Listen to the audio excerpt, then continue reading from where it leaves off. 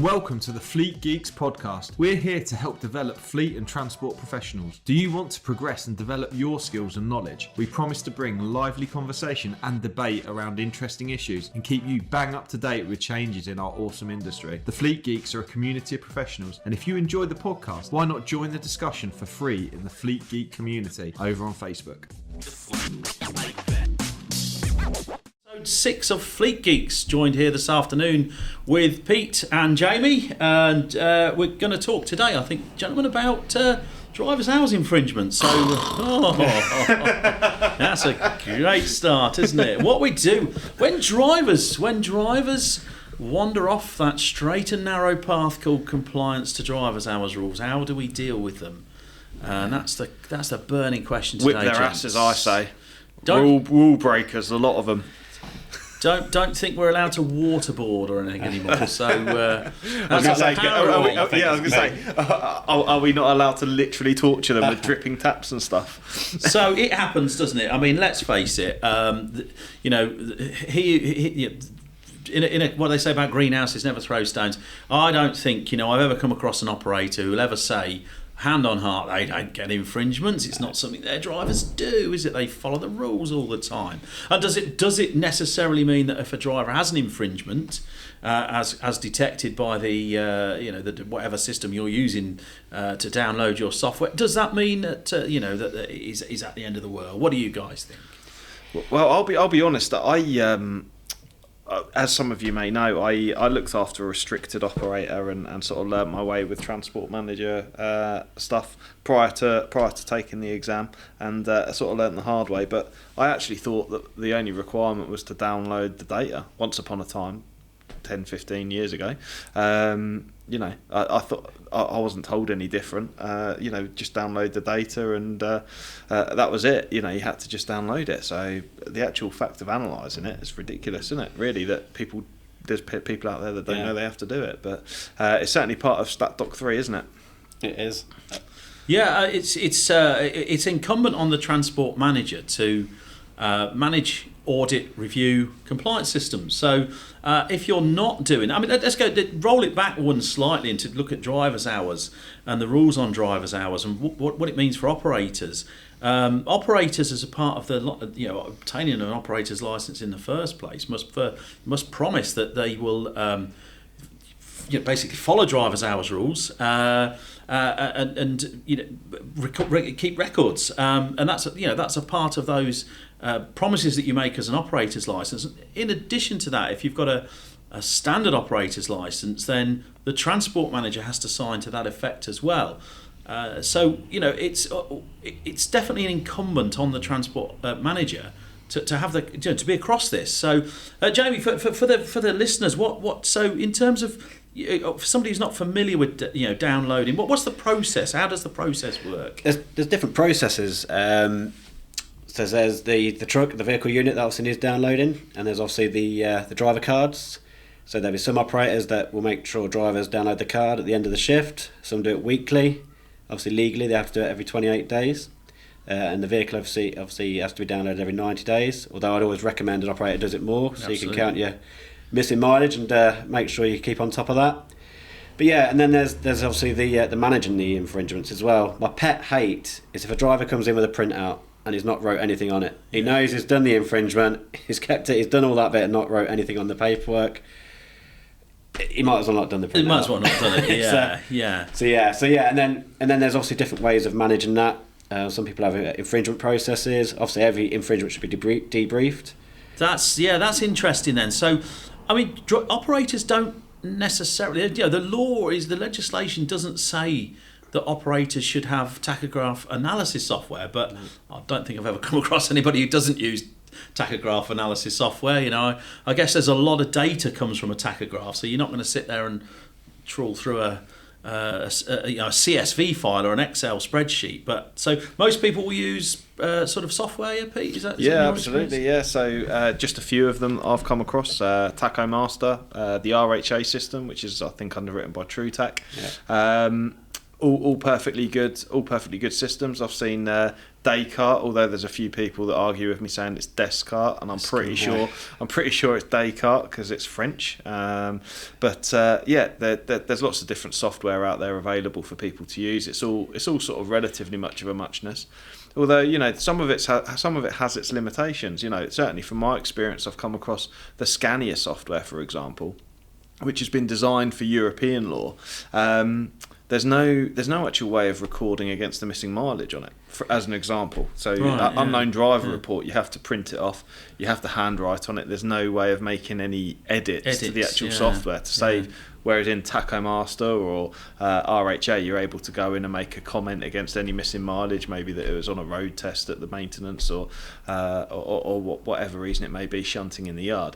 There's no way of actually doing that on the Scania software. So yeah, it is interesting, and make sure you do pick your software carefully, I suppose. Yeah, I mean it's a decision that's going to be with you for a number of years, isn't it? It's not just something, you know, you buy a piece of software and it's not the sort of software that you would change regularly, is it? It's quite a big ask for an operator to take on software, and quite often they need a little bit of help when it comes to that, I think. Yeah, absolutely. I actually have a preference. I have a preference depending on the size of the operator. Interestingly, as you so kindly asked me that question, I really appreciate it.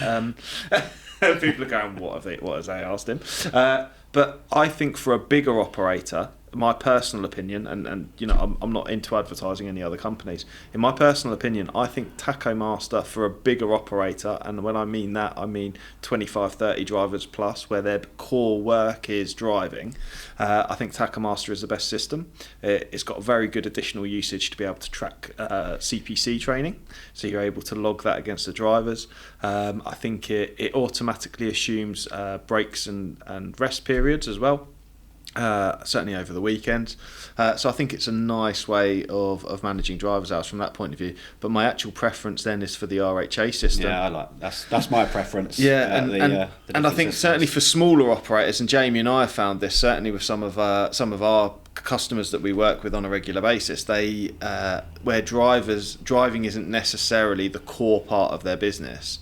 RHA lends itself much better to being able to sort of refer to working days which aren't maintained on the tachograph, for example.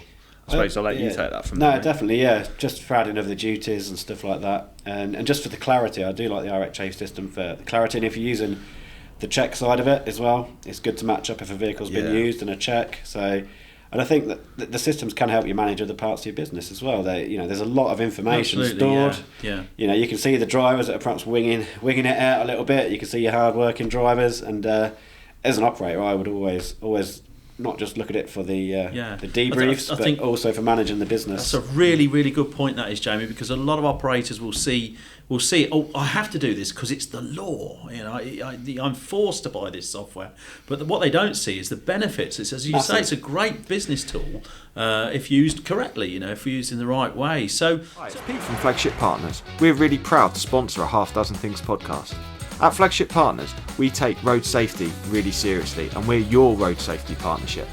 We help transport companies with compliance and training across their businesses, including first aid, driver CPC, and other transport management services. So if you're FORS accredited or you want to improve your operator compliance risk score, give Flagship Partners a call today.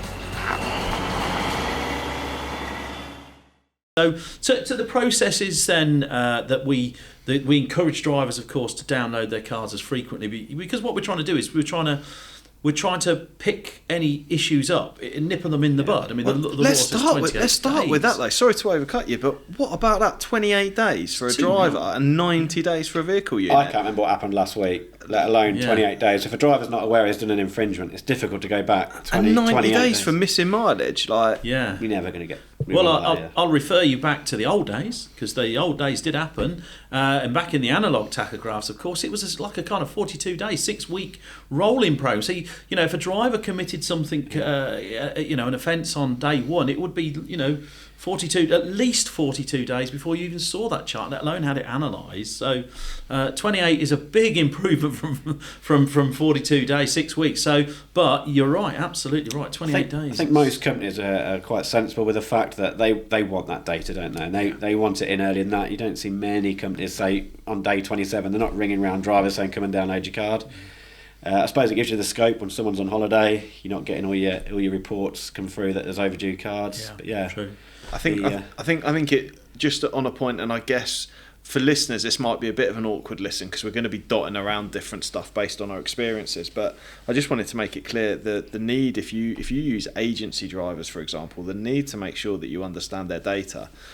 We've come across a recent situation, Jamie, haven't we, where we've had an agency driver commit a severe infringement prior to driving for an operator, and it's affected their OCRS score. Yeah, definitely, because last year they couldn't check what the OCRS score was, and they was unaware that the driver had a fixed penalty notice, and the points were put on the operator's licence, because when the driver was pulled over, he had that on his 28 days worth of data. Within 28 days. I was speaking to interesting. I had a conversation with a guy who used to run an agency. He doesn't anymore. He used to run an agency, and he said if an agency guy comes in and puts their card, and they've got an offence like that, they said, we don't take them for 28 days. They're told to go away and come again in 28 days when they've got a clear card, if you see what I mean. So, yeah, it is a problem, isn't it? And the thing is operators listening will think that the challenge we've got this shortage of drivers, and the issue we've got is the Traffic Commissioner knows that we've got a shortage of drivers. So we're expected as transport managers to then manage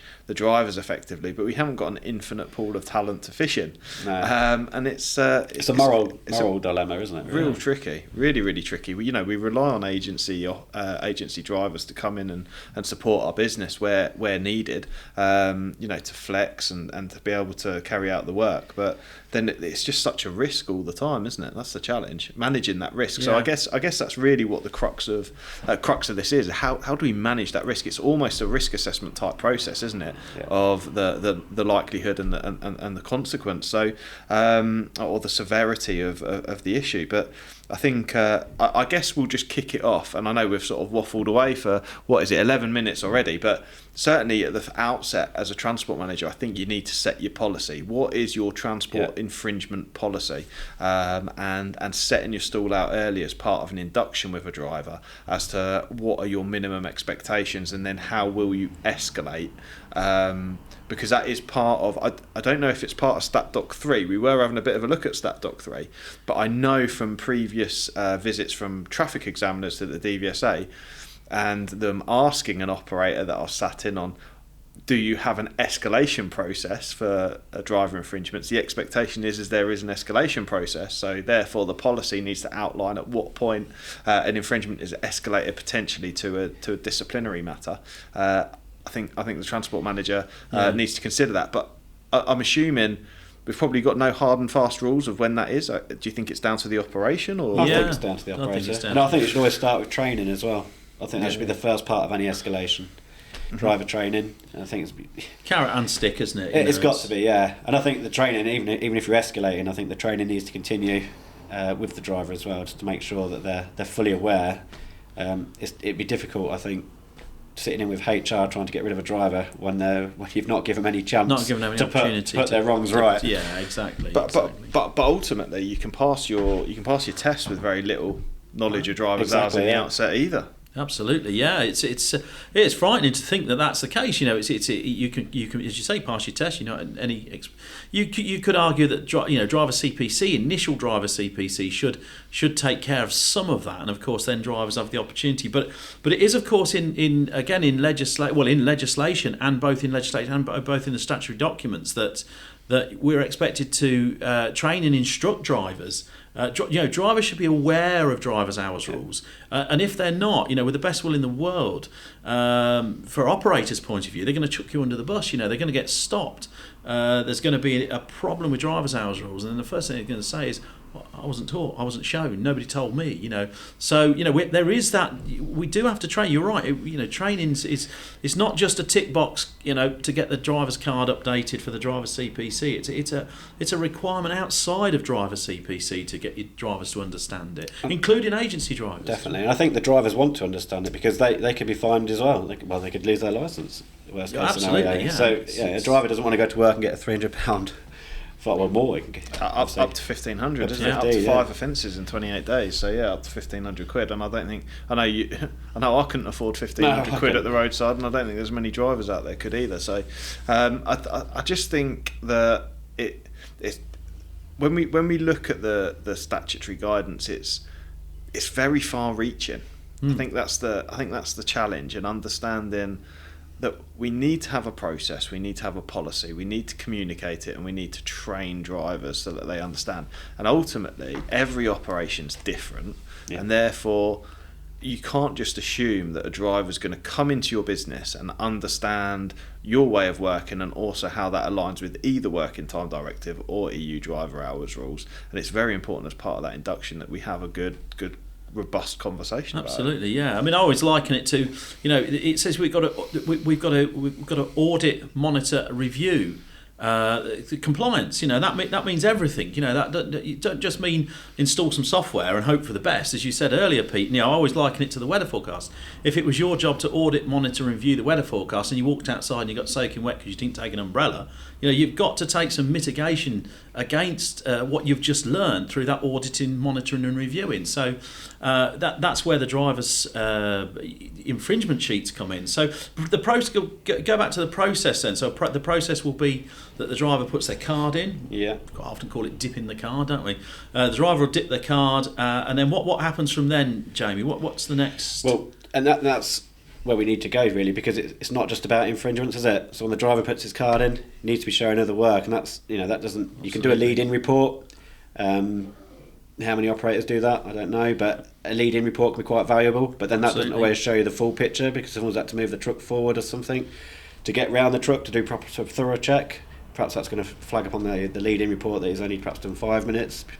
But yeah, I think there is lots of other facets, not just infringements. People perhaps unloading on brake if they've got other. So if they've got an infringement showing and it comes out in a report, what's the next step then? How do you tackle them from there on in? And they've got to, I don't know, let's say and I think probably, I don't know whether you two gents agree, but we've got a variety of different offences it could be. Let's just take it as a driver's hours offence. So you've driven for 5.5 hours before you've taken a break, so you're an hour over your time. How would you deal with that as a? So it depends. Once again, it depends on the policy actually. So some policies I've seen target repeat offenders. Yeah. People that are getting the same things wrong all the time. Others, and which I've used in the past, is the points per duty. That's a good idea. What's that? Yeah. So every tachograph infringement will get a point against it. So I'm guessing the points don't mean prizes. No, don't mean prizes. So the RHA system, most infringements are 3 points, whereas an overspeed would be 1. You divide that by the number of duties you've got and get a score. You get a baseline score. Yeah, you get a baseline score. That's a good idea. There's lots of ways. Some operators I've seen do it monthly. If you get a infringement in month 1, you'll perhaps get training. If you get the infringement in month 2, you would get training. Same infringement, and then perhaps a letter of concern, a written warning. Yeah, letter of concern. Have you come across those? But I think that's an interesting thought from with your sort of put a HR hat on. Yeah, so a letter of concern is actually is a nice escalation over and above an infringement letter. Yeah. When an infringement letter's not quite done the job, and I see that as a next stage. We'll often, certainly flagship partners will often use a letter of concern for other conduct type issues. For example, the cabs honking. You've got a honking cab, for example. There's no real infringement you can do for that. So what you do is you'd raise a letter of concern. It's documented. It's not necessarily a written warning. There's no There's no sort of investigation process, as listeners may or may not be aware, and maybe that's for another episode, talking about how to actually properly conduct an investigation or a disciplinary investigation and then a disciplinary meeting, because it's quite strict actually, the employment law requirements around that. But a letter of concern is a really nice way of communicating in writing to an employee. It doesn't necessarily need to be a driver, that something has not met the standards expected of the business, and you can relate the time and date that occurred and what it was that occurred and what the expected behaviour or outcome is from it. A letter of concern is a really, really nice way of doing that, and then that goes on the record as a formal type informal warning against certain behaviour. So it's a really nice escalation. Like Jamie says there, if you had an infringement and you had a similar infringement month 1, you have the discussion, remedial training. Month 2, discussion, remedial training, understanding why month 1 it potentially wasn't understood. It's important to remember that potentially that second infringement may have already occurred as well. The transport manager has to be quite cute to understand, has the ball already been rolling on that second infringement potentially prior to. So I would remind transport managers of that, depending on how regularly, and another reason for making sure you're regularly on top of your infringements is that may have been committed prior to. It may not have hit the analysis software for whatever reason from a download point of view, but the ball may have been rolling on that prior to the training. So bear that in mind. But yeah, essentially, if you've got to, I often think that it's reasonable potentially after 3 months, if you've had a clear record for a couple of months, then to sort of restart the process. It wouldn't be necessarily fair to go 1 infringement for over 4.5 hours month 1, and then you kind of work on this accumulative basis. So after 3 warnings, you then get a proper formal verbal warning, for example. If it's done in month 1 and then it's done again in month 4 and then in month 10, as an accumulation point of view, if there's been a lot of driving in between, potentially I think the data should have been reset on that. I think it's about the accumulation over a short period of time. I also think as well, if you investigate the infringement, not just the case of the driver's got the infringement, there may be a reason for it that you couldn't avoid. So it'd be harsh to give them warnings. So I think that's absolutely right, and I think that will meet the requirements of the traffic commissioner as well, won't it? That essentially that the purpose for having gone over the driving time for this reason on this occasion, the 2 reasons might be very, very different for whatever reason. They might be very, very different. So, and I think sometimes, and this is a challenging thing, is we want to try and make driver infringements as objective as possible, and the way to do that is to have an effective policy. But to some extent, you've got to have a level of subjectivity, because we live in a real world with grey areas and things like that. So such a fluid environment as well, isn't it? Out on the road. Out on the roads, it's never the same, is it? It's. I always used to think with drivers that come in, late in the afternoon or whatever, with and say, when I download my card, you'll see that I've got an infringement because of X, Y, Z. If they've explained it in that manner, that they know what they've done and there's no issue. How would you see that? Would you see that as you'd still make a note on the? Definitely a note to say you spoke to the driver and the reasons. The systems have a debrief module on them, don't they? All of the ones I've used. I think it's called an infringement letter on the. Do you get a debrief module on Tachograph? Yeah, you have a letter raised, and then you can acknowledge the letter, and then you can make a comment against the infringement based on the activity that's been carried out. You mentioned RHA have got like a driver point system. Yeah. Tachograph has the same thing. They call it the DCRS, so the Driver Compliance Risk Score. Very similar to an OCRS, for example. That looks at infringement rate per shift, and it gives scoring based on the infringements. And I think these tools are very useful because they give you a level of objectivity over and above what our decision making is as transport managers, because essentially our decision making can be brought into question.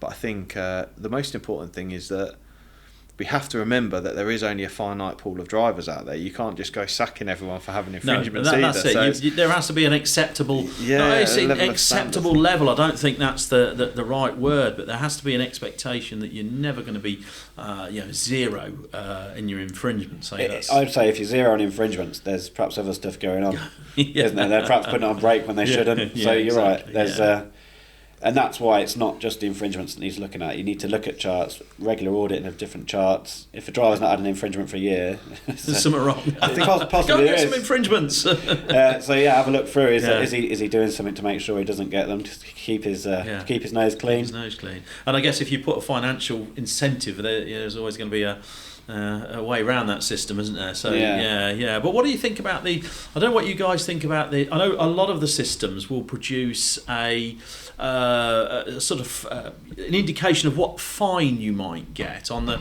so the driver infringement report will be a sort of theoretical fine. Do you think that's a good thing for drivers' awareness? Is it? Yeah, I think it is. I think that the challenge that I put back with that, I think it is a positive thing. I think it's important that they realise. I've seen infringement letters up to £1,500 before, and beyond as well for when it's gone really wrong. I think it's important because it makes them realise the potential ramifications. However, I think my only challenge back about it is that there is then an appearance that working time doesn't matter. If one in every 2 drivers you speak to will tell you, well, working time hasn't got a fine about it, so it doesn't matter.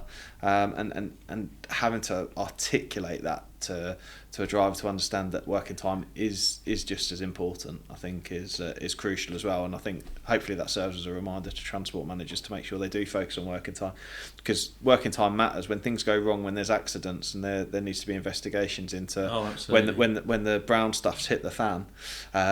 We need to make sure that average working time's right. We need to make sure that working time breaks have been taken, etc. Because otherwise it could get pretty painful pretty quickly. That's another myth. We had a previous podcast where we were debunking some myths, and that's a really common myth, isn't it? That working time doesn't. It's amazing matter. how the same myths go round and round and round. Yeah, nobody's ever been prosecuted for working time. Yeah. Okay, tell that to a high court judge. Tell that to a Crown Court judge when you've been involved in a fatal RTC or something. Yeah, exactly. I think it goes as well explaining beyond the fine as well, the powers of the Traffic Commissioner. As well. I think it goes beyond just the fine. You need to explain the full package. The other myth there is that the driver's vocational licence isn't at risk. It very much is. The conduct of the driver in front of a traffic commissioner is the same as an operator in front of a traffic commissioner, and they can have their licence revoked or suspended in just the same way as an operator can. So you're absolutely right. It goes beyond just the points, the cost of a fine. So yeah, absolutely. It'd be interesting in the comments, different the way people differently manage the. Whether it's policies, or whether I was telling you earlier about an operator, he gives their drivers a fuel bonus, but they won't get the fuel bonus if they have the infringement in that 6-week period. Yeah, so I've seen some really nice management systems, and I'm always open to people's other ideas. I think what you're saying, an infringement rate is great. I think it's good to monitor progress as well when you start monitoring them sort of things. And I see, an operator that I do work with. Again, we'll never mention names, but an operator I do work with, they have a bonus type.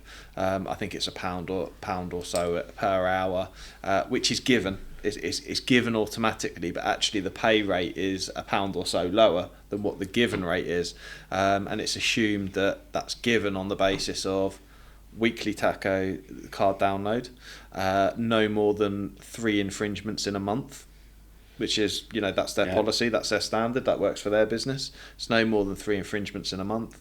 It also works on making sure that if they have a site audit, their PPE is correct and that they're following process, that their driver walk around check's been done without any with no missing driver walk around checks, that their gate check's okay.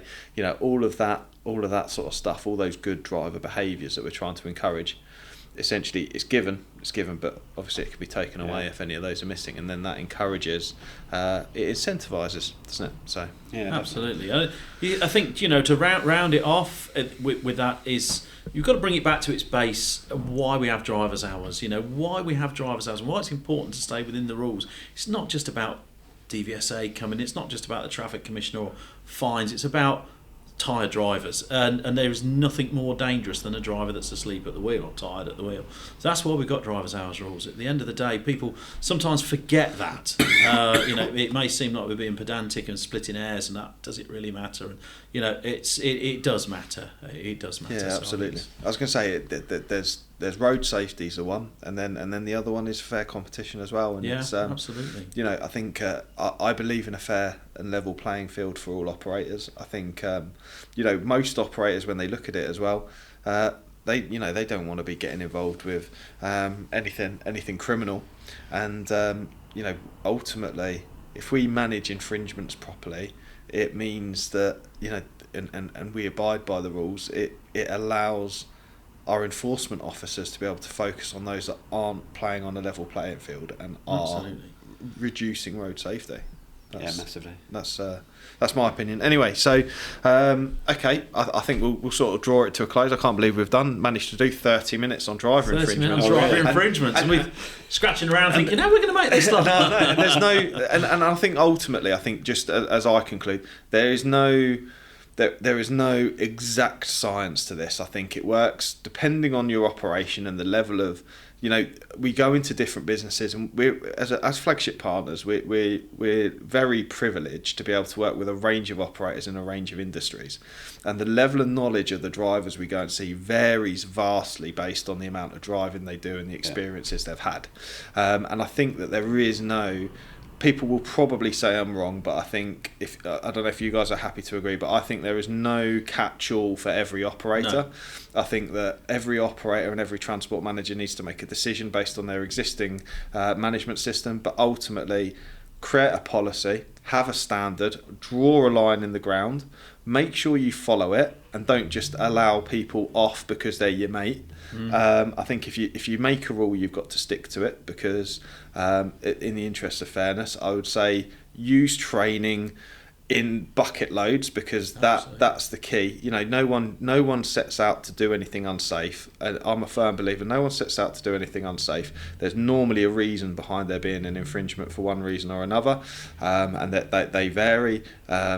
Shit happens on the road for whatever reason, and I think we need to understand that, but we need to follow a process. Use infringement letters, use the software, use the comments, use letters of concern, but ultimately don't be afraid. At the same time, if a driver's going to put your compliance at risk or put road safety at risk, then you need to be brave enough to give them a bullet as well. I'd always say make sure that follows any other policies you've got, though. If you've got disciplinary policies, make sure if you're going to go down that route, everything follows.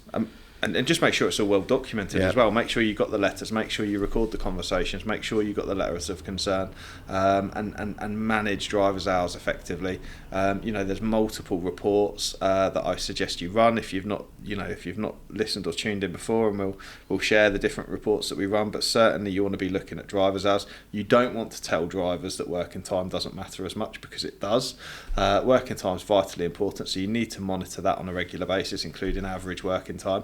You need to make sure that you're assessing missing mileage, because if you haven't, the natural behaviour to happen, if you start clamping down on drivers' infringements where you haven't previously, and you start to escalate those, the natural behaviour from there is they're going to avoid infringements, and how they're going to do that is by popping out their card, which is even worse than getting the infringement in the first place.